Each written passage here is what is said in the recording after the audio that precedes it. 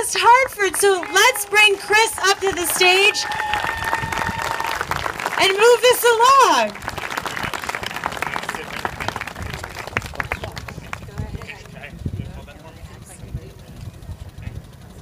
Yeah, I'm going to see where the piano will play.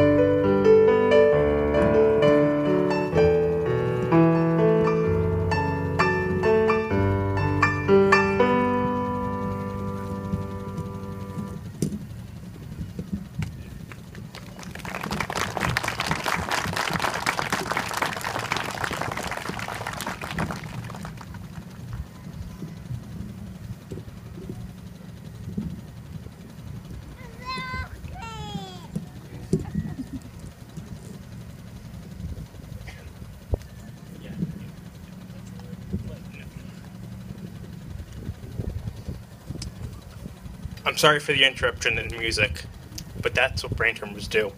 They interrupt everything, and life gets placed on hold. In June 2008, I was in the middle of writing the song that you just heard when I was diagnosed with the brain tumor. During my first year of law school, I would sit at that piano and play. The melody you just heard came to me over time, and I fine-tuned it and continued to mold it into a flowing piece of music. However, the remainder of the song and its ending had eluded me. As the semester came to a close and the final exams ensued, I told myself that I would finish it once I went home, allowed my mind to relax and my brain to get refreshed. The previous summer, I had first experienced double vision that came out of nowhere. I was prescribed prism glasses, and the double vision went away pretty quickly. I started law school that fall with no obvious side effects or symptoms other than headaches that I had always suffered from. I popped an Adderall or two and continued on my way. In retrospect, maybe I should have figured that something was wrong. I had trouble reciting what the court had stated in its cases and had moments of confusion when it was called on during lectures. But I dismissed it since this was law school and it wasn't meant to be a walk in the park.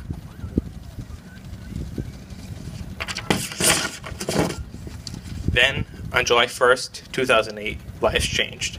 The double vision returned and my headaches were more severe. I was sent for an MRI, and then once the results came in, I was advised to come to my neuro-ophthalmologist's office immediately. At that moment, I just knew. Along with my parents, we went to his office where I was told that the MRI showed a massive tumor sitting at the center of my brain. The tumor was pushing everything out of place and pressing up against my optic nerves, hence the reason for the double vision. I was rushed down to Yale New Haven Hospital where Dr. Joseph Pietmeyer and his staff were awaiting my arrival. During our initial consultation, Dr. Pietmeyer informed my family and I that emergency surgery would be performed the next day. Dr. Pietmeyer can attest that nobody in the room knew how I was walking, talking, let alone even functioning. My tolerance for pain was, and still is, apparently very, very high. The next day, I underwent 9 hours of brain surgery to remove the tumor. My parents told me during a mid-surgery update, the doctors advised them that the tumor was much larger than it showed, but the doctors were confident that they would fully remove it. The removal was successful, and I remained in the neuro ICU for 2 weeks, during which time I underwent an emergency surgery to repair a subdural hematoma. When I was finally released home, I was but a shell of the person that I was previously. I had to start from scratch. I could not read, could not write, could not talk in full sentences.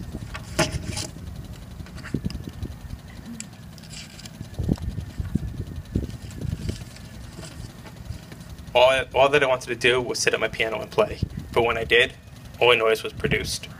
I spent my summer rehabbing at Gaylord Rehab Center in Wallingford. I was supposed to be working and furthering my legal experience, having fun with friends, and preparing for my second year of law school. Instead, however, I was reading Dr. Seuss and relearning the alphabet. I was finally sent for a neuropsychological exam, and for the interest of time, let me just say that this was the lowest point of my life.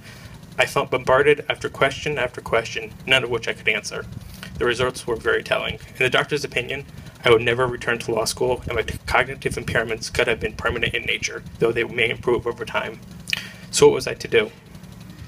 My surgeon had always predicted the need for a VP shunt to drain extra cerebrospinal fluid, but wanted to allow me the opportunity to recover and progress on my own. The odds of immediate success were not great. After insertion of a shunt, approximately 80% of patients see an improvement in their cognitive function between 6 months to 2 years, 15 to 20% see an improvement within 6 months, and 1 to 2% have an immediate cure overnight. Whether you call it a medical miracle, belief in faith, or a divine intervention, I was that 1%.